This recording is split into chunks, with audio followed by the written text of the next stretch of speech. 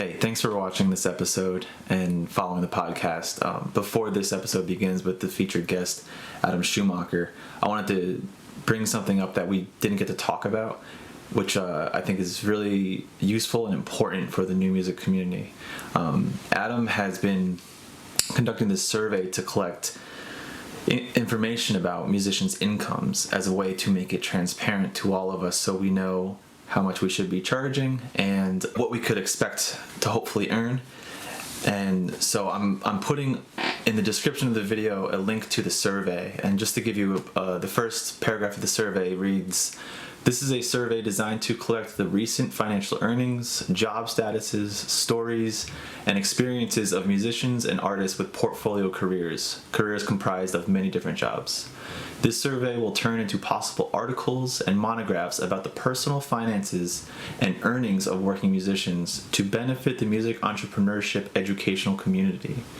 So within this survey, he does anonymize it. So if you do submit to it, your name won't be included. Your name won't be shown saying how much you've earned this year or anything like that. Another thing I'm going to include is links to articles that Adam has written for New Musx Box, where he specifically interviews composers and performers about their exact income, how much they made this past year, what jobs they did that contribute to that income, what expenses they have, even the lifestyle that they live, because all these things factor into what we do with our money and our habits. So if you're a musician, please go to the link in the description, fill out the survey so that Adam can collect all the data with this research, and we within the community can feel a lot better and more comfortable with the careers that we're leading. So hope you enjoy the episode. My name is Adam Schumaker, and I am a collaborative composer. Join me in the search for a career in classical music. This is the Making Noise podcast. I don't know if you recall or not, but I was in the video call for Garrett Hope had you do that tax webinar in August, I think it was. Ah, wonderful. Okay. Yeah. And your name sounded familiar, and I was like, "Wow!" I couldn't figure out where. Yeah. Cool. Yeah. And there was, oh my God, I learned so much in that, and I took so many notes. And I have like this whole spreadsheet going now of like income and expenses and stuff. The thing that I have most trouble with is keeping up with it, honestly.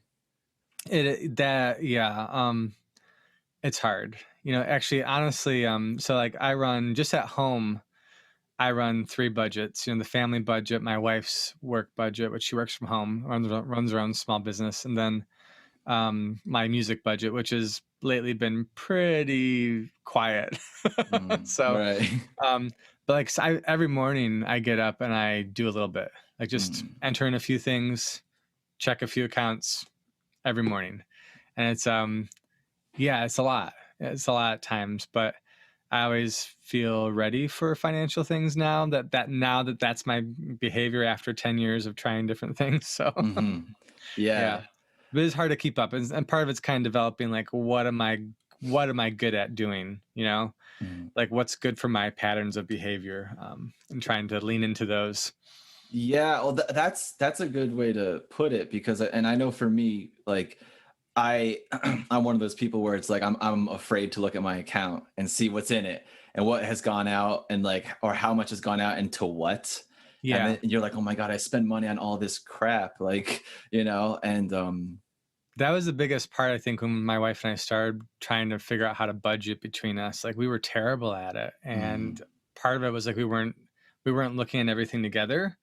And we also weren't willing to sit down with our faults. Yeah. And go, yeah, we have no money there. Or, wow, we really overspent that. Or how are we going to pay that off? But once we did, things just started getting so much better. But it just takes a little bit of humility. Yeah. It's a tough step to get to. We don't have to belabor this too much, because I know you talk about this quite a bit, so I don't want you to feel like you're just, oh, this talk again. No, I like talking about it. I just did a a presentation at the Society of Arts Entrepreneurship Education Conference. Mhm. And my whole talk was on financial transparency, just why musicians and artists need to talk about finances more in all aspects of their lives, both professionally and whatnot. So yeah, it's been my side interest lately. That's good. Yeah. I think I mean, like I said, going back to the webinar that you had with Garrett Hope and stuff, is that public, by the way, or is it I don't think we ever released the video publicly, so okay. I'm not sure it will be actually. I think he kind of said you can do what you want with it, so I haven't really done anything yet. Right, right. Yeah, I'll consider it though. He has been working on another project. I'm not sure if he's announced it yet, but it's gonna be a pretty cool kind Oh, of what do you call it? Like a music business summit for January. So oh, that's um, fantastic. yeah, it's gonna be really interesting. A lot of good people are involved in it. Definitely worth checking out later. Yeah, I'll keep my eyes open for that. And the after taking the webinar that you did, and I did Garrett had this thing called the Pivot Adventure to Yeah. kind of help musicians literally like pivot from this whole coronavirus situation that we've been in. And one of the talkers on that was Shell Tran, I think is her name. Okay. And she was like the money person. And so there was all these discussions about, or she had this whole discussion about our relationship with money and how like money doesn't judge you. It just tells you what you're spending, where your money's going, and where it's, so kind of like what you were saying, having that humility and just confronting it. And like you said you do it every morning. Pretty much something. It might just be like a few minutes, honestly, but like, my wife sells clothing online essentially. So every day there's payments that are posted in.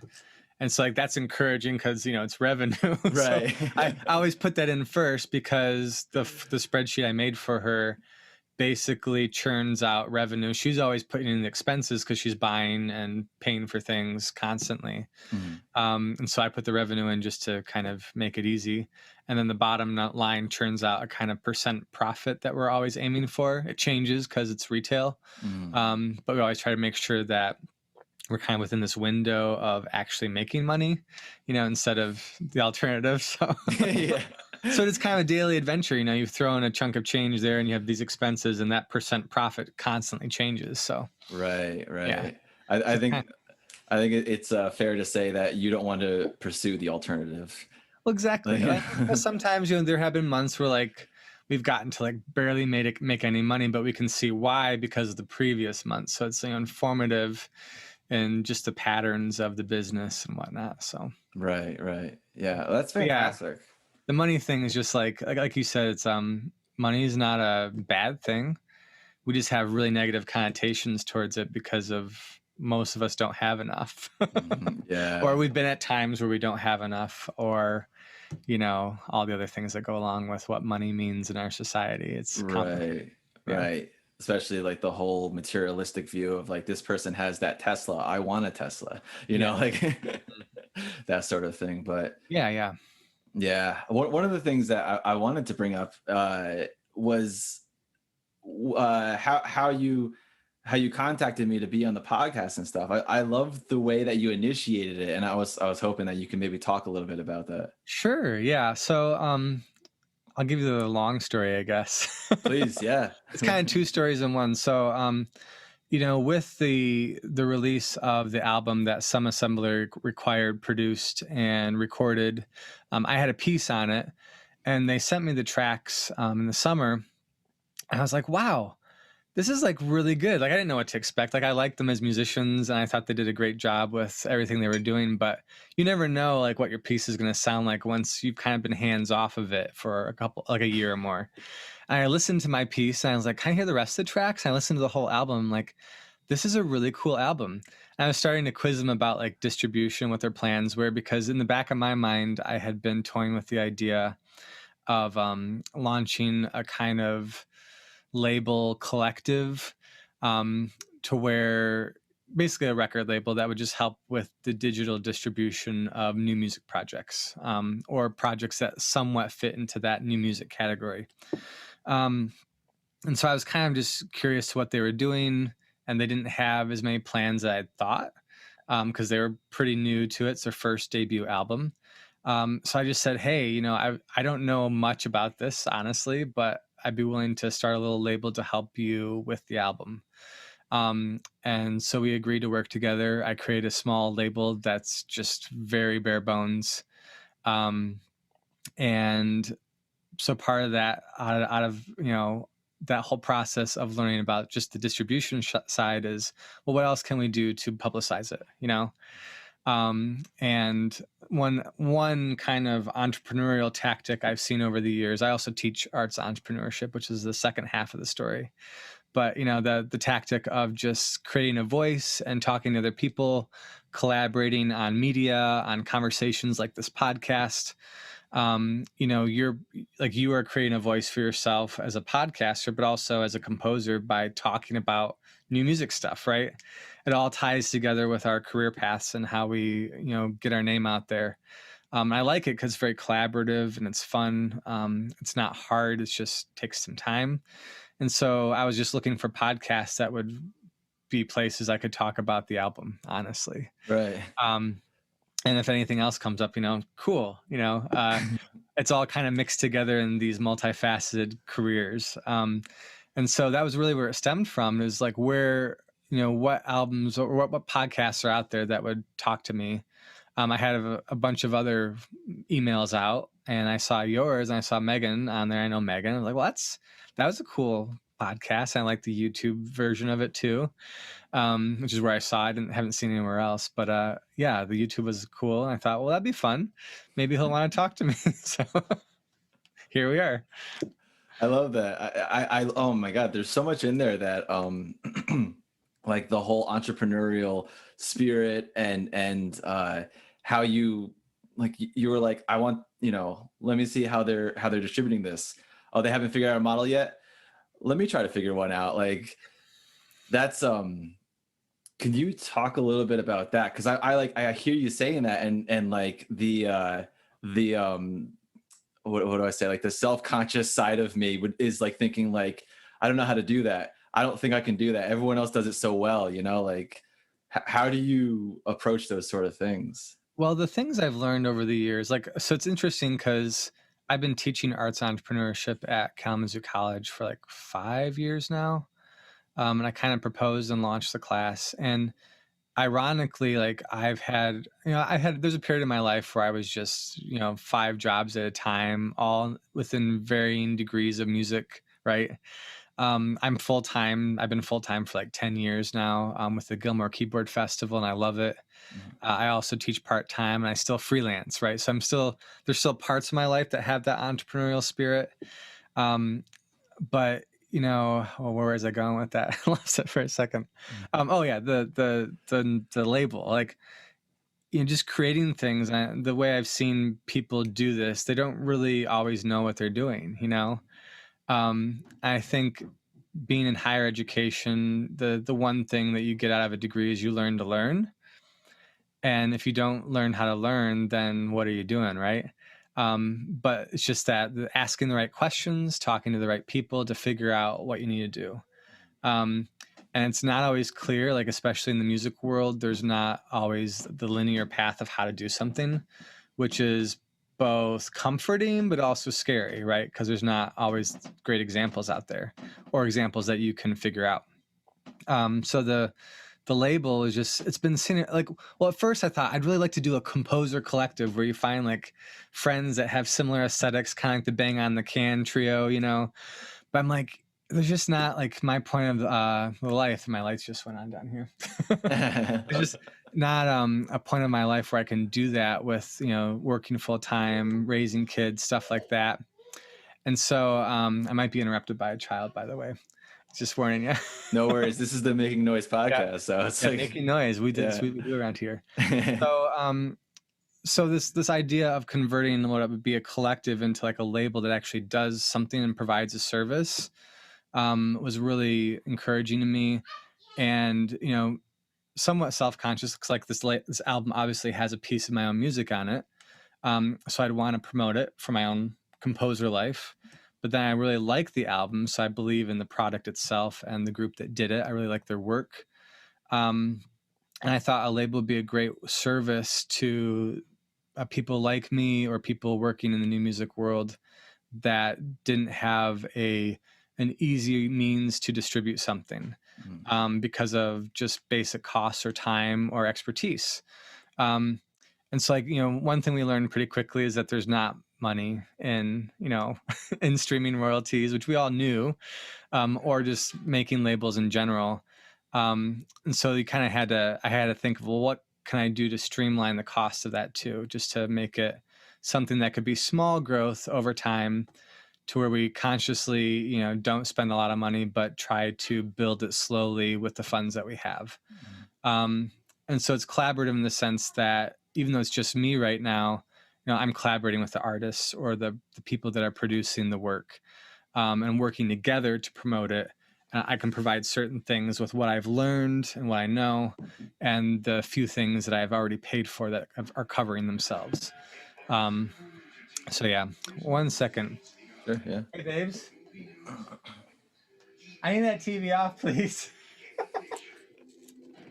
I don't know if that's really loud, if you can hear that, but It's not too loud. It's in the background, but it's not. It's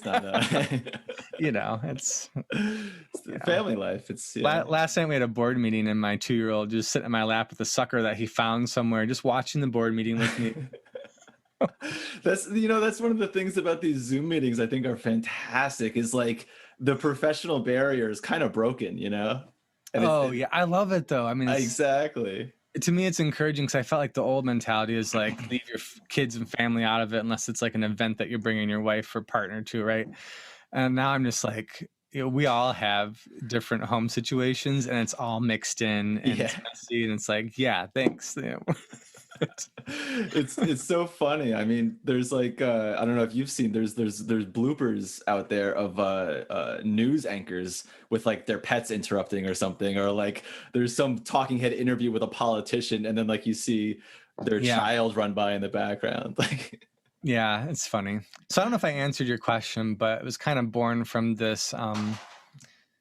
Yeah, and I'm still toying with the collective idea, like, who wants to do this with me, who wants to put some time in. I don't have a team.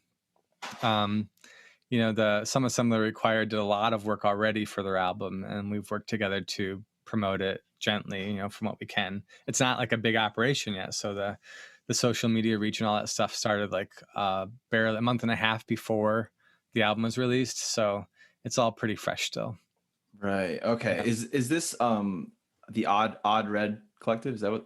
Odd Pop Records. Yeah. Okay. Records. Okay. It's in red font, right? Yeah. That's probably where the red is coming from. Yeah. Okay. I saw that on the bottom of your email, like a little tag or whatever you call that, and I was curious. I was like, oh, what is this? And I looked it up real quick, and I found the Facebook page and everything. Yeah, so we like bare bones. Like, I haven't made a website for it because of money. I put the money elsewhere, and then just kind of slow building. What can I build to make it work? And right now the problem is releasing more albums, seeking them out. And so I have one more in the line, which is exciting. And so I'll be working with Megan Enan. We haven't made it official yet, but like. Working together, getting this contracts put together for her One Voice project. Not One Voice, that's somebody else's project. Her We're the Lullabies project. So okay. And she's got it all recorded, but hasn't put together, all the contracts for the composers and the distribution and whatnot. So that's what we're working on right now. That's beautiful. I love how there's like this one thing that you're like, you know what, let me put a distribution together for this album, and then now it's turning into something bigger where like now Megan is there, and then everyone who's affiliated with Megan is in there. And that's the only way it's going to work, is if I have multiple projects constantly online, just to pay for itself, right?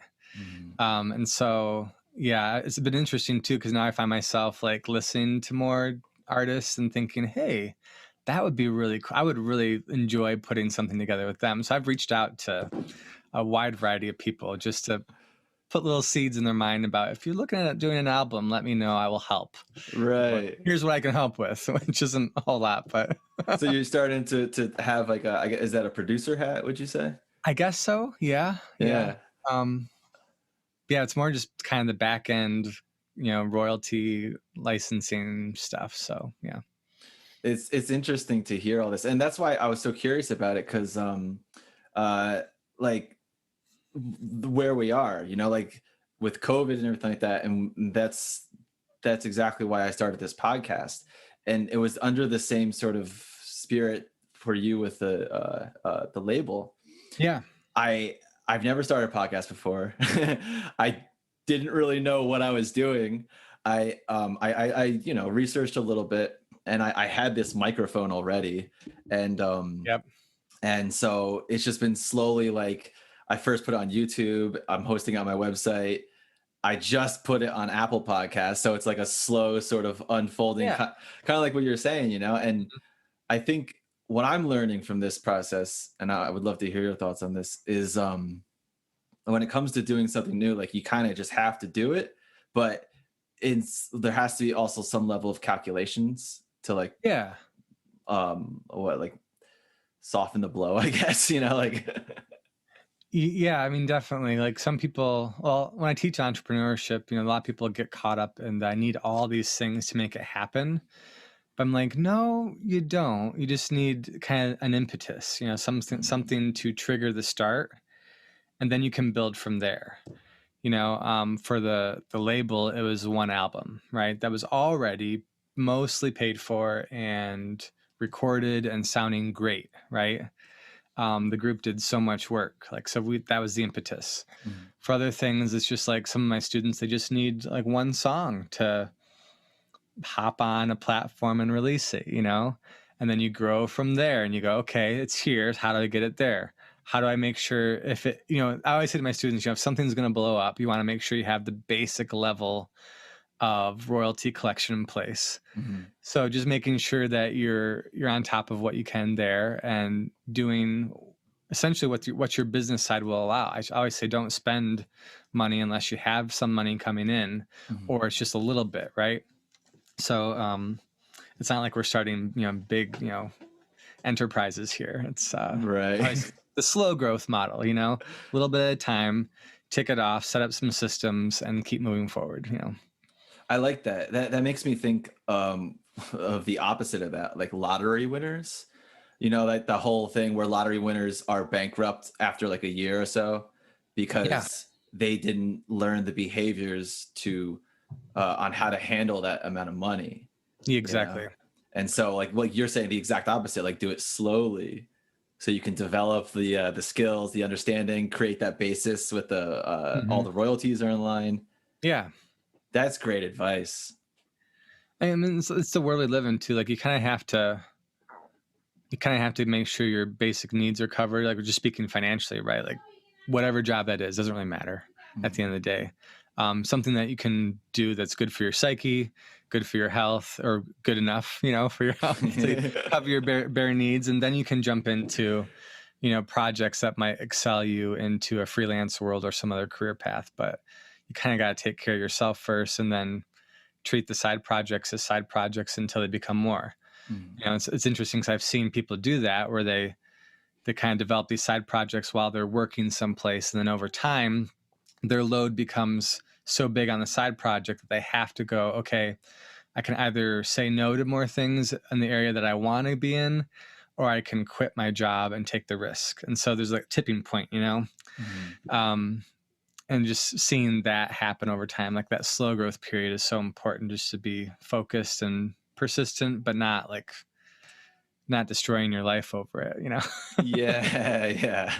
It becomes pretty I mean, at that point too, you can probably have a pretty negative outlook on it then, if you're like breaking your back over it, and then you come to dislike it. Yeah, I mean, it's things don't happen overnight most of the time, and so, like, you got to kind of, again, keep at it for a long period, and then you can find those tipping points later. Yeah, I've seen it time and time. Like, some people try it too soon, and they get burned out fast because you're fighting against something that's not generating enough income to live. But the people that have kind of taken on the side and built it slowly over time, oftentimes I see those tipping points happen with my colleagues, and then they make the jump and then they find, oh, I have just enough to make this work. And then the rest from there is just growth. And they keep doing what they do and they grow from there. This is making me think on one, the podcast I actually just released like 20 minutes ago, or however long, was with Alan Tyson, Megan Enan's duo partner. Oh, yeah. And we had a conversation similar to this, talking about like young artists who break it pretty quickly. Yeah. And Alan was saying how he, I don't want to say the wrong thing that he said, or misrepresent him, but he said something along the lines of he kind of feels bad for them because, how are they going to duplicate that success? And are they prepared to handle all of that? Yeah. Have you seen things like that in the field with people you may know that handled it gracefully?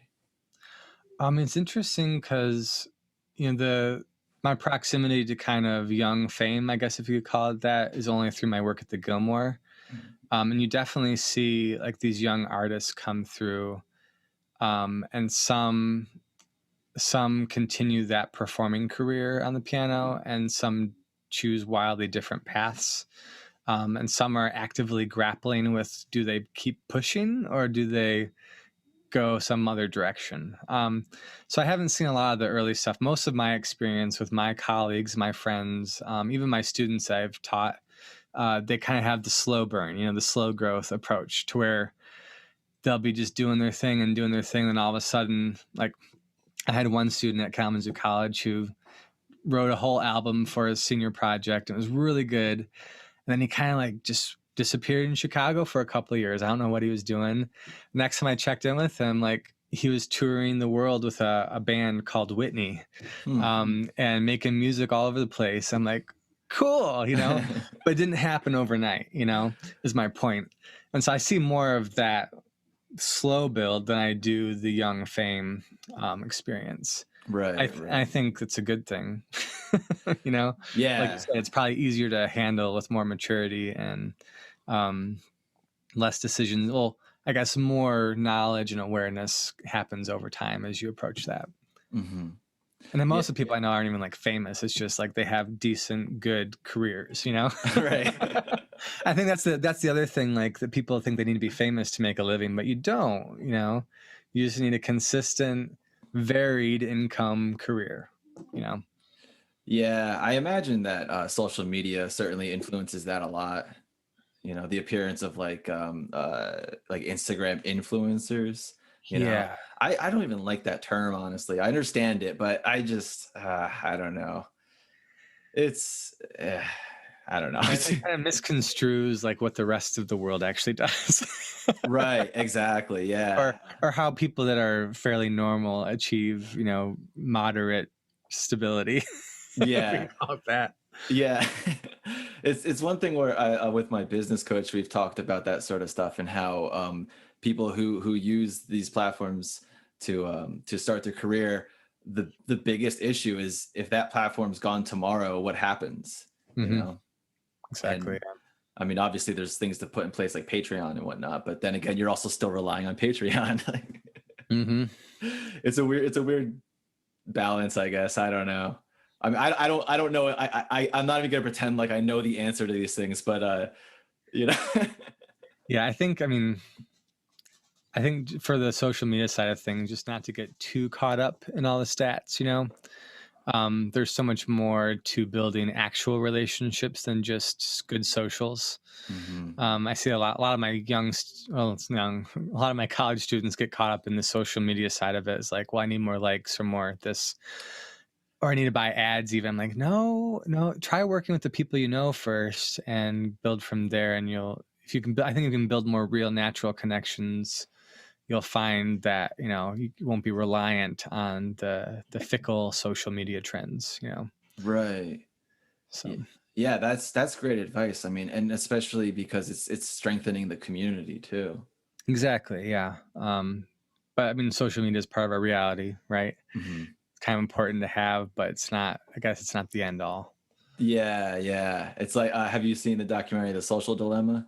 No, I haven't. No. Yeah, that's it. It's an interesting one. I mean, they mainly just talk about how all social media platforms and like Google and everything, they buy your attention, Mm-hmm. and they have these systems in place, like the algorithms that are meant to learn your habits and like put something on your Facebook feed at the right time when you're like need that dopamine kick, and they're Yeah, but that makes sense. It's crazy. yeah, it's it's a wild thing, but yeah, I've talked about it a few times on here because I think that you know it's such an important thing, like you were just saying, like we really do need it. It's so necessary for our field, but at the same time there's like it's like that fine line between love and hate, it's Yeah, and like I mean, I've never gotten opportunity from a Twitter post, right? I feel like the new music Twitter scene is really supportive and really helpful, but most of my projects or collaborations come together because of me messaging people or talking to them directly or reaching out to people, not necessarily just from blanket posts, right? Or from viral posts even. There's my son. Hey, there's the cameo. What you doing, buddy? How's it going? Yeah, so Mama's calling you. I think you need a diaper change too. Ooh. He's gonna get the Oscar for supporting actor. Thanks coming on video calls. Watch out, bud. He's playing with keyboards too. I have keyboards back here, so starting him early. Yeah, for sure. So. Yeah, I have a question that's a little bit more personal for me, but sure. With Twitter, for example, I don't have a Twitter account, and but so much of what I see about Twitter just out in the world is always like, whenever something bad happens to someone, it's through Twitter. It's like I've heard a lot of that. Yeah, I don't actively see a lot of that on the people I follow. I think that's also something that I've brought up in my entrepreneurship classes, is like trying to curate your social media for your business use and professional use. Like I have a lot of family on my Facebook that drive me crazy, and sometimes I get caught in these political feeds where it's dumpster fires, right? But Twitter, like I don't really know any of my family on Twitter, and it's really all people making music in different varieties. And so I find that the stuff that I'm attracted to on Twitter is people that have different careers in music, specifically new music, and we all kind of talk about different things. And it's good, I'm sure there's a lot of dumpster fires on Twitter that kind of get fed to you, but because it's not relying on always who you follow. But I guess I don't see a lot of it because I've kind of curated my feed to be the things that I'm just interested in, which is the music side of it. Right. Yeah. Well, I mean, that description right there, I feel pretty convinced on it now. Yeah. Well, and it's interesting because there's a lot of really cool people on Twitter, and like, it's honestly like really benefited me being able to talk to these people, and the few times where I've met them in real life, that's like we almost kind of know who we are, right? I always not. You can call it a claim to fame. I'm not really I'm not a well-known composer at all. I barely write music half the time. But like I was at a conference probably like 5 years ago at some point in DePaul University. It was a one-time conference called the 21st Century Musician. And I was in line getting some coffee, and Judd Greenstein, the composer from New York, was behind me, and he's like, "Don't I know you?" I was like, "Yeah, maybe, but only from Twitter." So we never met before. But it was kind of fun because like me being essentially a nobody in the world of composition was able to strike up a conversation from a simple digital connection. Yeah. And I feel like there's lots of people I know on Twitter in the new music circles that I've never met, but I would totally like hang out with in person, and if we have a project to collaborate on, cool, So yeah, and this is all like the great things that we were talking about a moment ago about social media. Like you're able to connect with someone who lives on the other side of the country or the world. Yeah. And then you finally meet and it's like, hey man, let's get a beer. This is so cool, you know? Mm-hmm. Or even or especially like your label, you know? Yeah. You don't know. But there's like the people that are doing interesting things, you can find them and you can connect with them at the base level, right? And kind of keep up on what's going on. Yeah, yeah, yeah. I mean, it's the community aspect, and which I mentioning your label makes me wonder too. What is something with starting your label that has been like a unexpected barrier in a way, or like unexpected, like, oh, I didn't plan for this, or Just time, you know. It's like, um, I really need to find somebody that wants to do more marketing stuff, you know, because like the marketing and just creating content to get people to notice is hard. That's just the hardest thing to do in any role. My wife's really good at with her business, but it's like she's doing it all the time, every day, multiple times a day, and I don't have that kind of time for the label yet. So just trying to really be specific with the time I do spend and how I spend it so that it's most beneficial for everybody and the projects, you know. Yeah, that's really smart. That's really smart about being so Well, particular. it's just a reality. It's like I'm not gonna, you know, pretend I can work 24/7 on this. So I'm just gonna do what I can and contribute where I can, and even just like sharing people's projects and news is a big thing, you know. Social media is about sharing, so I don't always have to promote the label. Just having the label share things by other artists, share other albums that I have nothing to do with that I think are cool, kind of helps contribute to that. And so just making sure I do that often. It's not even like regular, but often, you know. Yeah. Yeah, no, that makes a lot of sense. And like you were saying with your wife, how she spends all of her time in marketing. Yeah, it's essentially, I mean, how she sells things, and it works, but it's daily. You know, it's her job that she reports to in a way. Yeah, yeah, and that's her full-time job is the retail Yeah, online it's, I store. mean, it's self-employment income, so you know, she Right. doesn't have to do it, and nobody's watching her. But if she doesn't make money. So yeah. Yeah. Yeah, I mean, it makes so much sense that because all the responsibilities on you. So if you Hmm. want to make if you want to make an income from it, then you need to let people know that it exists so that they can purchase it, you know? Exactly. Yeah. Yeah. It's a pretty straight line right there, but And it's constant reinvention too. I've helped her since the beginning, and like just we've had to change so many systems. You know, like you said, social media constantly changes, the algorithms change, so things that you used to do don't work anymore. You have to reinvent constantly, like constantly. It's just crazy. Yeah. So with that, I mean, like helping your wife with her business, how has that altered or impacted how you conduct your composing career and everything? Oh yeah. Gosh, it's a big question. just just realizing how part-time composer I am. Right. Being okay with that, because like, you know, yeah, just the amount of effort it takes to sell something that's already made, right? And composition's even less. You know, people need to buy clothing to dress, right? But like nobody needs a new piece of music right away. Right. Yeah. Just completely different, but just realizing like how much work goes into something that's so straightforward, and how, like I said, just kind of being specific with what I take on and do, to kind of keep that slow burn alive. And to me, it's a slow burn. I have to keep it active. I can't let it go to the wayside, but I got to find different ways to manage that within the rest of my life. Right. Yeah. Yeah. Man, the slow burn thing, I like that a lot. I like,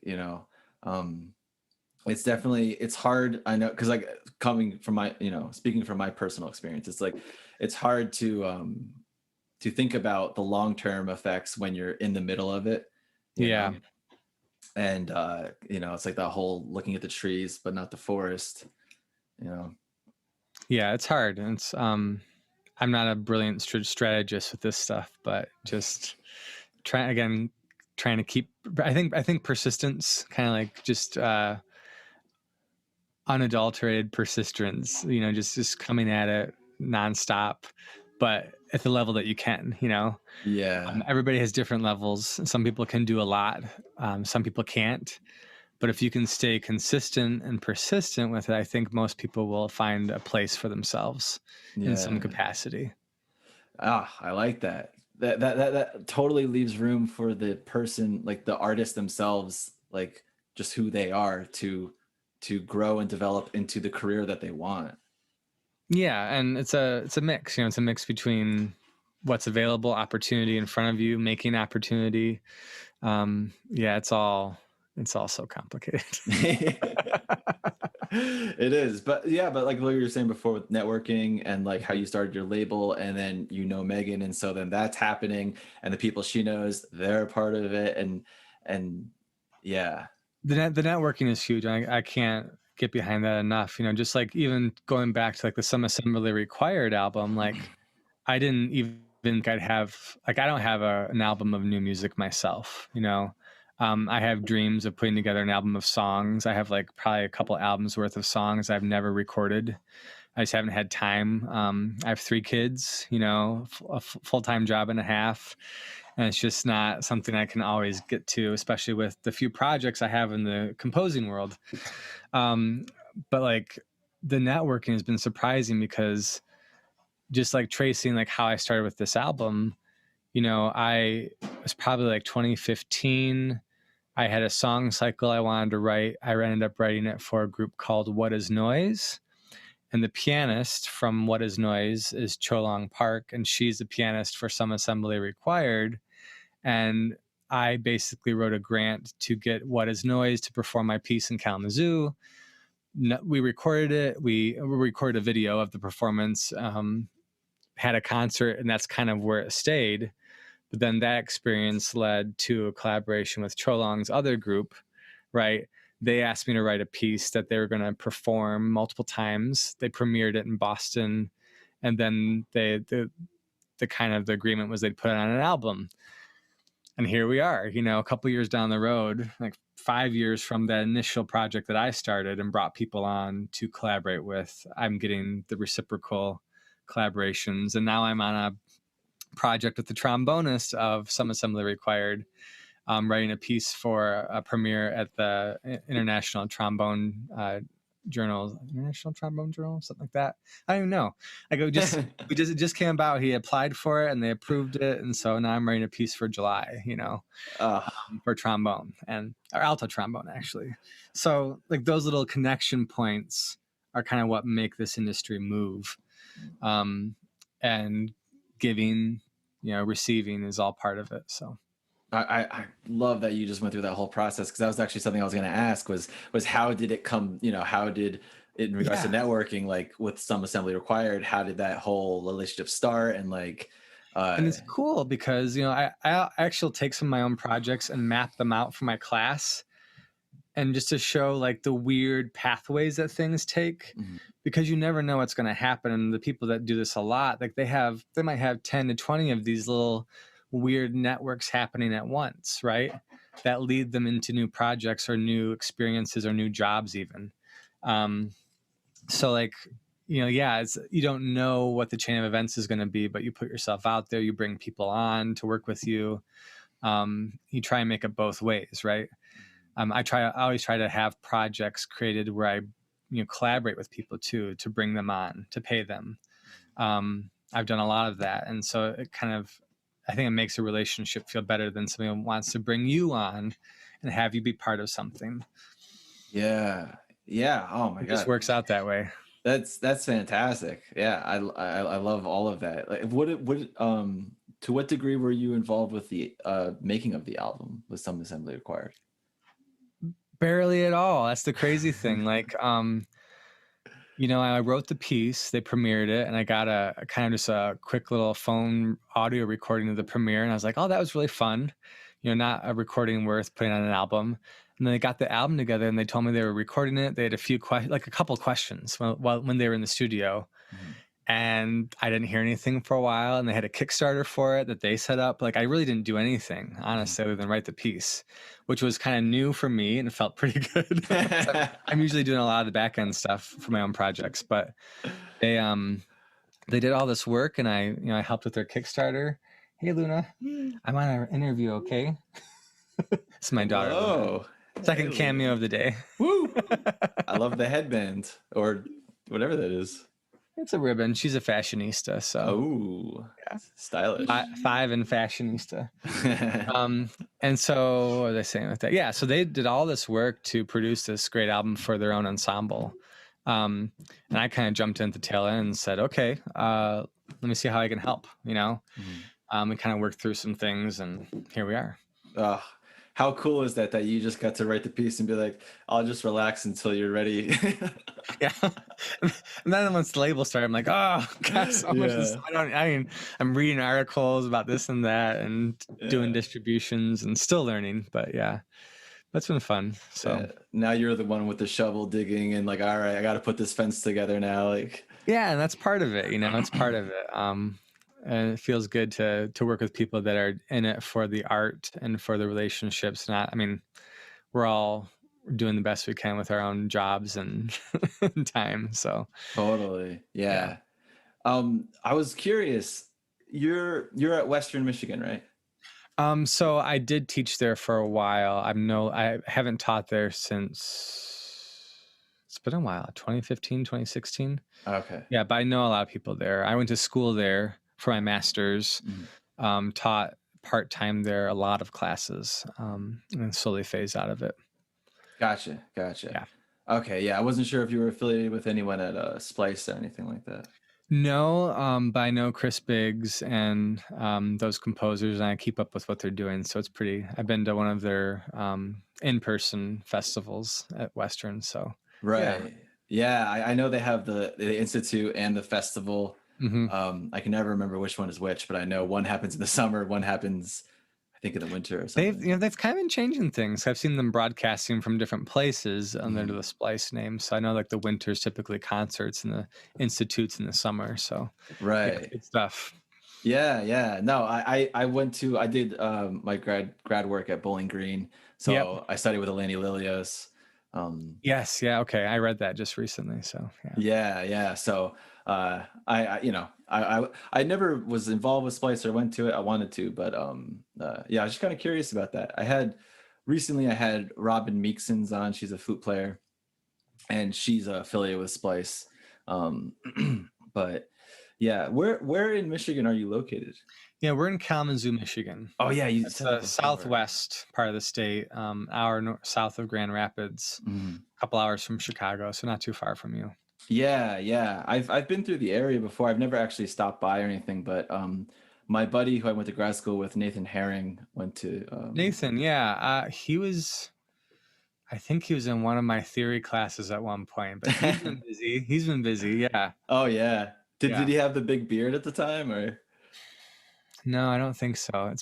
That feels like ages ago there, so I can't remember. But yeah, I remember having him. Yeah, I've only known Nathan since we went to graduate school, and as long as I've known him, he's had the beard. Okay. But whenever I see him in photos without it always throws me off. Yeah, it's funny. Totally different person. He's been busy. He's been busy writing some cool music. So. Oh yeah, I love it. I know he wrote the flute piece while he was at Kalamazoo. That it was like, I don't remember what it's called. It was flute and electronics, and that piece I think was one of his most like performed pieces. Still performed today, you know. Wonderful, yeah. Yeah, it's great to see that all the the momentum, like you were saying before, that like that one hit that you might have, I mean, not that Nathan is in some position, whatever, but it's given him some momentum in his career. Yeah, and it helps, and trying to recreate that time and time again is the challenge, right? Yeah. That's like what I was saying with when Alan Tyson was on, and he said, young artists who hit it big, and then it's like, well, how do you do that again? What do you do, and what do you not do? Or yeah, exactly. It's all challenging. It is, yeah. I don't know. I haven't spent much time like trying to figure out what is the next hit for me as a composer. Like it's always a tough balance of trying to write something that I don't know. What are your thoughts on when it comes to composing, like being the music that you create and writing the music for yourself? How much of what you create is is like centered on what you want it to be? Um, well, honestly, I haven't been in a position in a long time where I'm just writing music for the fun of it. Like I find that my best motivation comes when I have a project that's beyond just me to write. So somebody asks me to write something, or I write a grant to fund a performance of an idea I have. Like I have to have a third party motivating me to get it done. Otherwise I don't. Like that's just my life right now. So just Right. things going on with work and other projects, I could completely fill my time with that and be satisfied.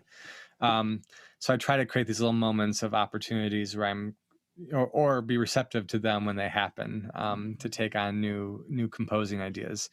And honestly, like, most of my new music projects are really people just ask me to write something and not giving me a whole lot of parameters. Like then my next project is a solo alto trombone piece for alto trombone and piano. The rest is wide open. So That's always the best. yeah, so I think now, I think what I'm in 2000 I graduated. Yeah, like 14 years after graduating with my master's, I feel like I'm finally starting to realize what I enjoy writing. So, Right. yeah, artistically, I haven't had a lot of time to think about it, but I'm finally getting these moments where I'm like, oh, that'd be really good to do. I want to do that, so let's do it. That's great. Yeah. Yeah. I wonder with stuff like that. I mean, because as creative people, like we're always, well, hopefully always kind of progressing, you know, Yeah. and our artistic vision is shifting throughout our career. So how do you, because you were saying how your composing is usually based around the projects that you have going on Yeah. when you have the time. How is that how your composing schedule typically is designed, is based on whether or not you have a project, or like do you do you set a specific time in your day where you're like, I compose at this hour every day? Or I can't do that really. The things I've already taken on consume my working day. I try to leave the rest for time with the family, so yeah, I can't really, when I compose, it's usually after everybody goes to bed, which is relatively late, unless I'm facing a deadline and I need to carve out time, different parts of the day. So yeah, it's usually just sporadic. right. Yeah. There was before I broke my hand a few weeks ago, I would play piano just kind of in the evening between things, like after dinner while the kids were playing or doing some homework or whatnot. And sometimes I get ideas I just sketch down, save for later. Sometimes whole songs have come out of there, like singer-songwriter style songs. Sometimes it's like a 2 to 15 minutes, of me time. But usually with kids flying around jamming with me too. So it's, it's a different life right now, but yeah, that's the only time I really kind of let my creativity just kind of wander. But ideas come to me randomly too, like when I'm driving or doing something else that's not taking too much mental space, like yard work or even mowing is a big one, like just mowing the lawn. I get a lot of ideas then. I write them down. So yeah. That's one of the most interesting things I've always found, was like how, because I have the same sort of experience where it's like I'm washing the dishes and I'm like, oh my God, that's how I can resolve that climax, or like the piece can end using this thing here.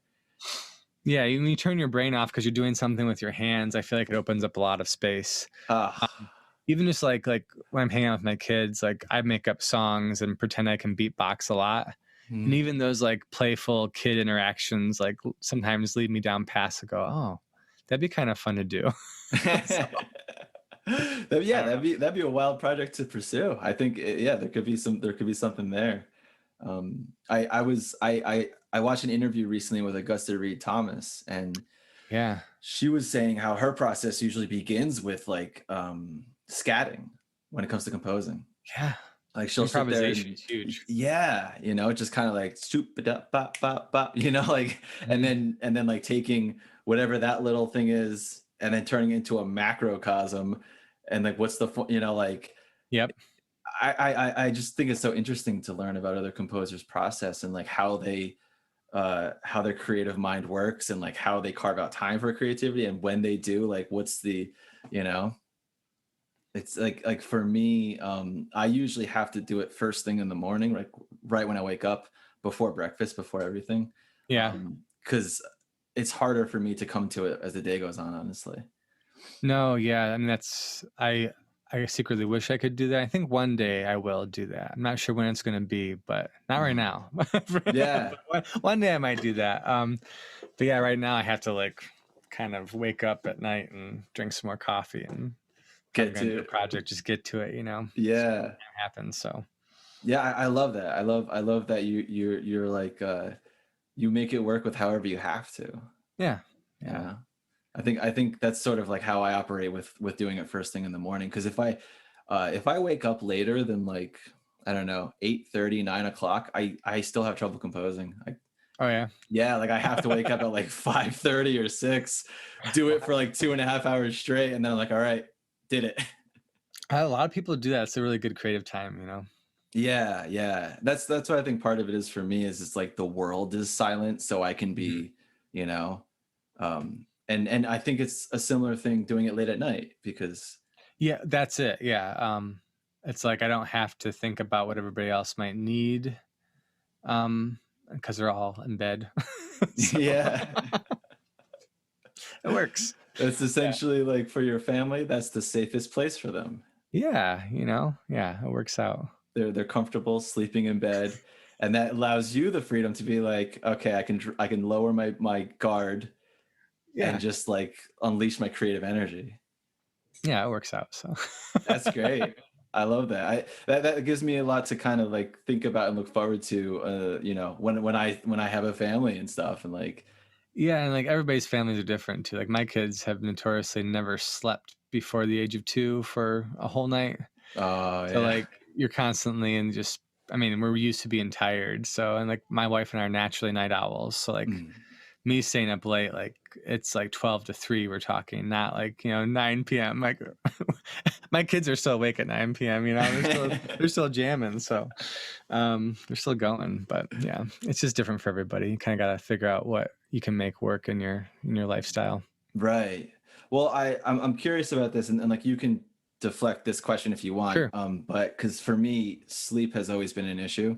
Mm-hmm. I have insomnia, so with that whole sort of schedule of working from 12 midnight to 3, how does how does that affect your sleep and like with functioning through the day and stuff? You know? Yeah. So, well, having kids has made me notoriously chronically tired, for better or for worse. Even before kids, like I really could sleep through about anything. Hmm. There's been stories like I was on a trip abroad and I woke up in a hostel, you know, with my friends. We were staying at this hostel, it's like a 16 bunk room, right? They're like, "Hey, Adam, how'd you sleep?" I'm like, "Fine." And they're like, "Really?" So apparently this guy snuck into the hostel who's like a homeless person, and he slept in the bed for a while, and this lady and her daughter who had that bunk came in later than us, and like had to call the cops to get him out of this bed. And it was all happening like right next to me while I'm snoozing.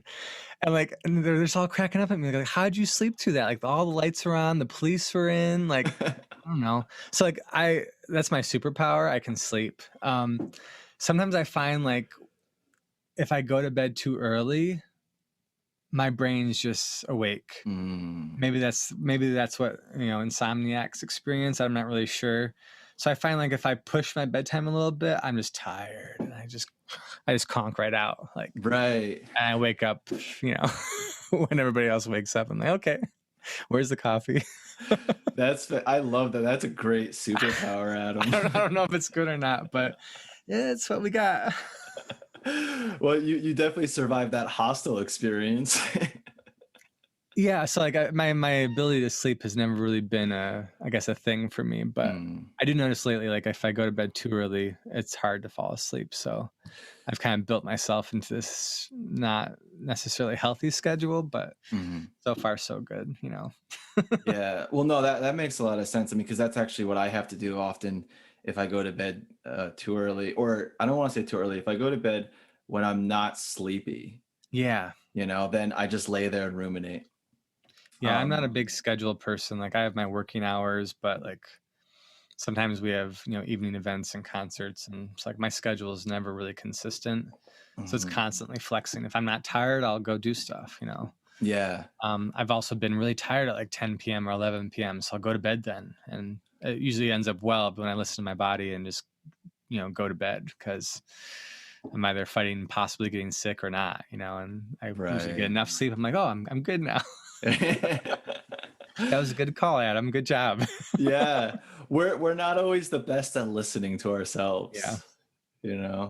I heard someone once say, I can't remember who it was, but it was like, you're a terrible employee and a worse boss, so you should fire yourself. Yeah, it's funny.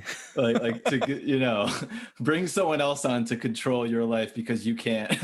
It's hard. Yeah. But I have to say, I appreciate the wherewithal that you have for yourself. Always trying. So yeah. One of the things I had mentioned in the email, which we definitely talked about, I would say, but I want to ask it explicitly, was for composers who just got out of school and they're starting their career. What is one issue that you would like to just, if you could just tell all of them, be like, you need to stop thinking like that, or stop doing this thing, because, what I'm asking? Like, I think so. I think I usually don't think about what to stop. Mm-hmm. I more think about what to start doing. So I feel like I rarely consider bad behaviors or behaviors that we need to cease, but more I like to think about behaviors that we need to take on. And obviously one of the things I've been speaking a lot about with young artists is just the financial side. Like, just start budgeting, treating your personal finances as your business finances, right? Getting used to that. So as you freelance or as you have variable income, which is going to be most of everybody's reality, you can handle it intelligently, no matter the level it's at, whether you have very little money or you have enough money or you have a lot of money. You want to be able to handle it appropriately, right? And so that's a big one. I try to get people working early on, kind of even pre-careers, start it in college. The other thing is just like, I guess, not waiting for permission to do something. So many people are like, I'm just going to get my degree and then I'll go do this. Like, you're an artist. Like, nobody has a job interview for an artist that says, what was your GPA? Right. It's like, you're either an artist or you're not. You don't need a degree to determine that. You just need to do something or start something and then keep doing that, or shift it based on how that last one went. It's, I think our education system has kind of put us in this approval-based relationship with our careers, where we're seeking the next certification or the next job or somebody to say, you can do this. And the arts world doesn't have that. There's still those pieces like orchestral auditions and like competitions, but you also don't need to follow that path this day and age to build your own career. And so I always tell people just to start doing it, start in college, start before you graduate, before you're a real adult, just start it, and like we talked about earlier, that slow growth, start with one thing, then say, well, how can I maximize that one thing? If I write one piece of music, can I get that one piece of music performed? Can I then get that one piece of music registered for ASCAP or BMI? Can I then, make sure I have a sellable score of that? Can I get a second performance? This is all just with one piece of music, right? And can I build in these little patterns of behaviors and systems that over time end up maximizing each little thing I do? Like Garrett Hope talks about on his Portfolio Composer podcast, just that creating those assets, right? That we can do stuff with and continue to benefit from so that we can live, right? so that we can make enough money to live and be functioning adults. That's all we want, you know? What I love about what you're saying right here is it totally reflects in everything that you've done in your career and what we talked about earlier in the podcast. Everything I've stumbled through, right? Right. Yeah. I don't know what I'm doing. Well, it makes me think a little bit too with the trajectory of a composer's career starting as a student, right? So typically as a composer, we start in academia in undergrad, and then we go on to grad school and stuff, right? And one thing that I've kind of noticed, but I know it has been popping up a lot more, like with you, for example, is not a lot of college music programs have entrepreneurial or like career service, counseling or classes and stuff. Yeah. And part of what you were saying about seeking for approval and whatnot, I kind of wonder if how much of that approval is also embedded in the way that college music programs are designed. What are your thoughts on that? Yeah, it is. I mean, it's our entire education system, intentionally or unintentionally, has this problem. To where you're asked to learn something and you do, and you're asked to produce a replica of that or a synthesis of that and you do, and you require immediate feedback to see how you did. The artist's life, you don't get immediate feedback, if any, truly honest feedback, right? You don't always, especially when it's self-produced stuff, you don't always get the approval, right?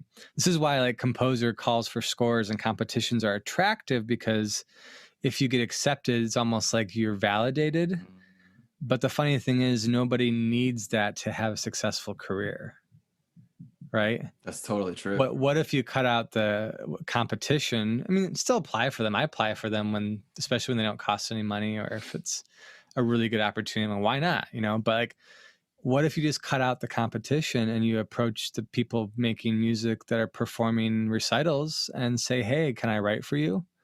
Or, hey, do you want to go in on this grant together and commission something?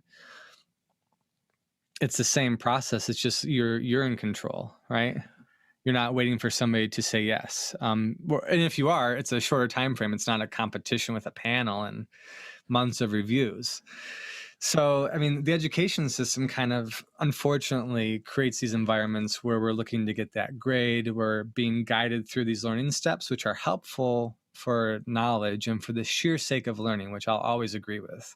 It's a wonderful opportunity, but it doesn't help us craft a career. Yeah. The skills do. The experience does. Our colleagues do. Our professors do. But the container it's put in doesn't help us see the pathways to a career all the time. Yeah, that's exactly what I was trying to get at with that question. I mean, because obviously we need, you shouldn't be hired as a composer if you're not composing great music, or if people don't like that, if who you want to commission you doesn't like your music, then why should they commission you? And so that's where having the schooling comes into play, because you develop the craft. Yeah. And so, but what you said, that makes so much sense. And that's sort of one of the things that I've had trouble with, is transitioning out of academia and then into the career mindset, and like how do you set your prices? How do you, I don't know, network effectively, and don't look like a jerk or something, like like that sort of stuff. Yeah, and that's all part of, I mean, it takes time, It takes talking to people like this podcast. It takes all the above, that interaction beyond school, to really craft the capability for yourself. And it's hard. And there's not a one size fits all answer either. Oh, totally. Yeah, especially with each person, with how they handle things, like their own behavior and personality traits. And but I think what you were just saying a moment ago too, about needing the approval, like when you win that competition, it's like, oh, you got some validation there. Yeah. I think that also ties into what you were saying earlier about like getting like, oh, I got 100 likes on that video. That means people,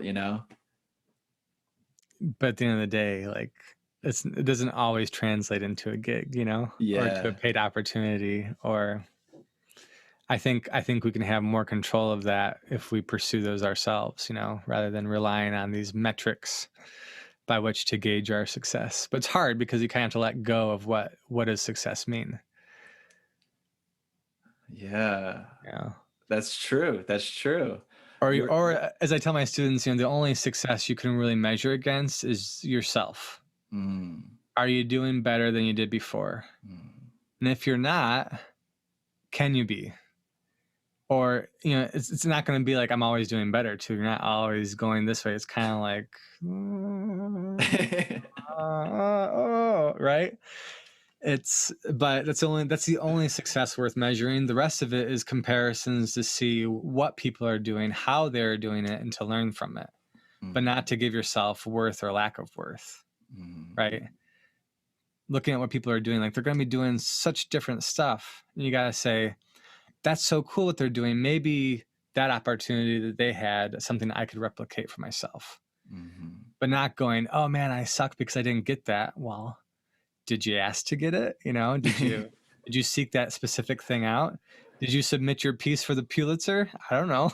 Yeah. If you didn't, then how are you going to get it? Yeah. Don't be mad about something you didn't get because you didn't actually apply. Yeah. I mean, of course we can be envious, but it doesn't really help anything. Yeah. It doesn't benefit anything.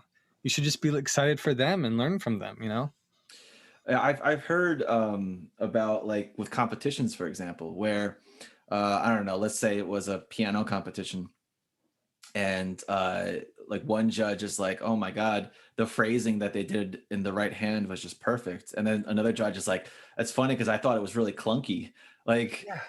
Even just the basis of which, not just competitions, but how anyone evaluates someone else is never the same. It can't be. It's impossible. Yeah. Right. Yeah. So with that being said, it's basing your, like you said, your success and validation off of what other people are saying or what you don't achieve is I don't know, ill-informed. Is that the right word? Yeah, I'd say so. Seems to make sense. Yeah. It's just not a good measurement, Right. Yeah. Not a good measurement. That's a good way of putting it. It's a great learning experience to see how to do something, but it's not a good measurement of how am I doing. Totally. Yeah.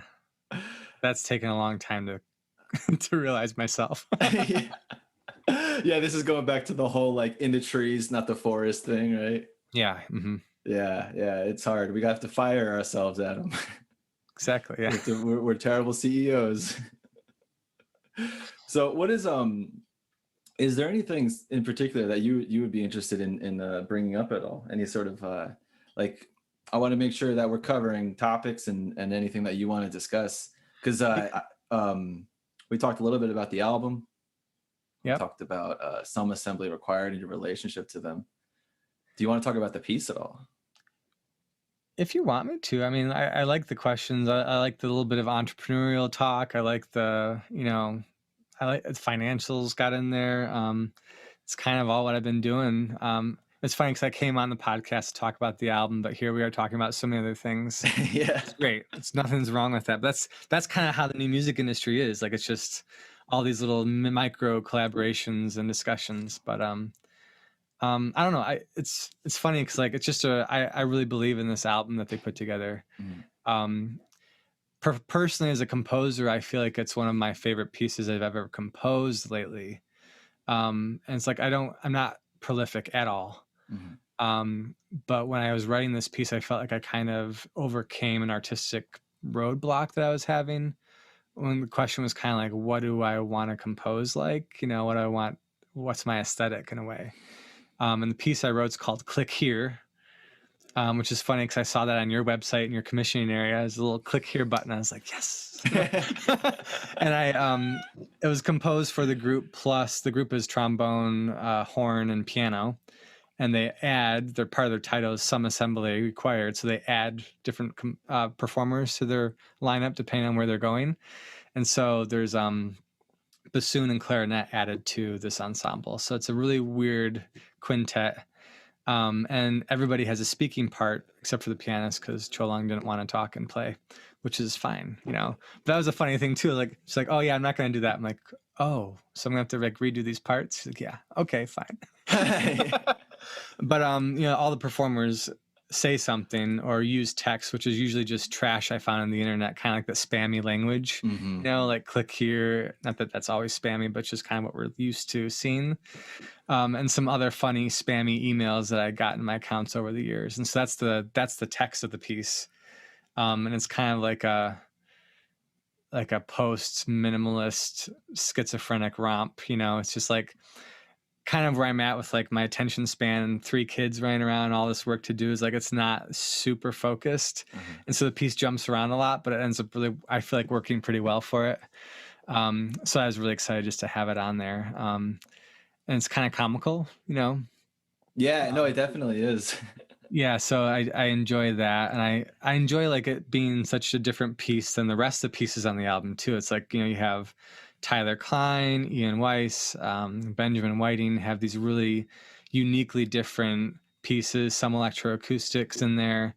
Then you have my piece with no electroacoustics and people talking, and then you have, you know, Piazzolla arrangements at the end, and so it's kind of a fun listen. You know, I enjoyed the whole experience of it. Which is again why I wanted to help promote it, because I was like, it's not just one of my pieces, but the album's really good. It's a really good sound. Yeah, I went to the links that you had sent me and I listened to it on Spotify, and Thanks. it was so well put together. Like Yeah, they did a good job production wise, but also the like the program itself, like how each piece unfolds to the next one. And one of the things that I particularly liked in your piece too was how the music felt. It didn't feel like it was how do I say that?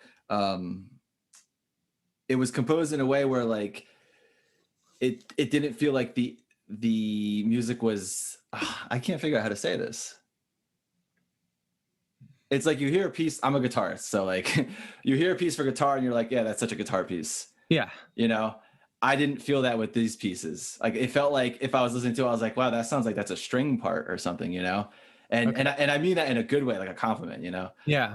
And I like the aspect of it. And in your piece, particularly with the spoken words and stuff, I really liked the interjections where it was like they would stop and then be like, click here, and then start the next part. And, you know, so that to me almost felt like the comedic aspect like you were talking about.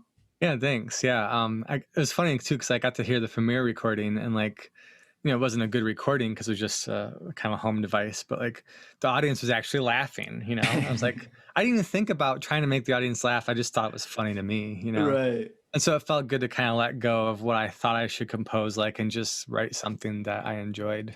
I feel like I really finally got there with that piece. So yeah, that's kind of where I'm at. I love your description of it too. How you're talking about like, oh my God, I get this spammy stuff in my email, and it's like I'm living my life. I have my family, and it's like I don't have time for that. Like, Yeah. you know. And so you took that as creative energy and put it into this piece. Yeah, and it felt like I was kind of on the internet writing it, you know, or cruising around the internet just doing weird things. And it worked. It totally worked. I mean, you like we were saying before about finding the time that you can to put in composing and like taking everything around you. Like you were saying when you're with your kids and you're like, oh, this might be an interesting thing. This little beatbox that I did. Yeah, the middle of the piece, you know, the bump has like this middle section that kind of this little 16th note interjection right before they say click here. That was actually supposed to be the opening. And that was like what I first wrote. And later in the process, I was like, that's not going to be the opening anymore. You know, it's funny how these things pan out, because you think I'm going to start this piece. Here's a cool opening, and it being the smack dab middle of the piece. You know? So process is always interesting, but yeah. It really is. I love how you brought that out because it's so challenging when you have this idea of what, like, oh yeah, this is going to be the beginning. And then like having that realization to be like, wait a second, maybe I should go at the end. Yeah. It's kind of hard to break that, you know? It is. Yeah. But I don't know. I felt like it was that was kind of the process of the piece too, just cobbling these sections together. Dare I say cobble, right? Kind of invalidates it, but that's what it felt like sometimes. No, I mean, well, that's one of the great things too that I've been experimenting a little bit with composing is different like approaches. Yep. How, like, are you just writing with paper and pen, or doing it straight into Sibelius, or doing it with like a DAW or something? Yeah. Mm-hmm. Or just like sitting out in the yard and like listening to sounds, and everything's so different. Yep. And they all produce cool results too. Was this a sort of new way, like, process for you with writing this piece? I wouldn't say a new process necessarily. My process was wildly varied between kind of in my head to on paper, sporadically at the piano to in the notation software. So it's kind of a good mix, but yeah. Process wasn't really different, but well, I don't really know. I had nothing to compare against, honestly. Like I don't always have the same process for every piece. It's just varied. But I guess the realization of what to do with it was different, Yeah. I gotcha. Yeah. I think we covered quite a bit of good stuff here. Good. Hopefully it works out for your podcast. Totally. Yeah. It definitely will. Is there anything else you want to tag on? You can, or any other topics, but like any social media or like where to find the album? Yeah, well, I'll give you some links to the album. The cool thing that Some Assembly Required did, they hired an artist to create artwork for each of the pieces, and that's actually part of the physical CD.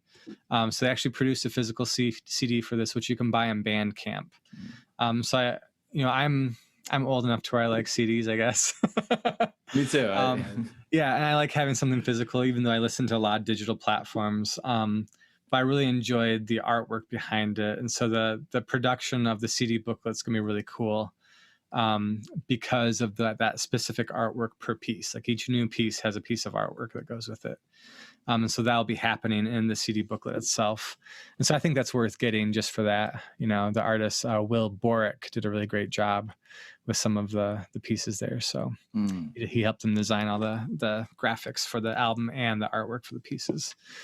So yeah, that's my one tag on there. Definitely check out the Bandcamp. And if you like CDs, definitely get the CD, because we don't always get to produce a CD, and this is one of them you get to. So beautiful. I love that. That's so great. They brought in an artist.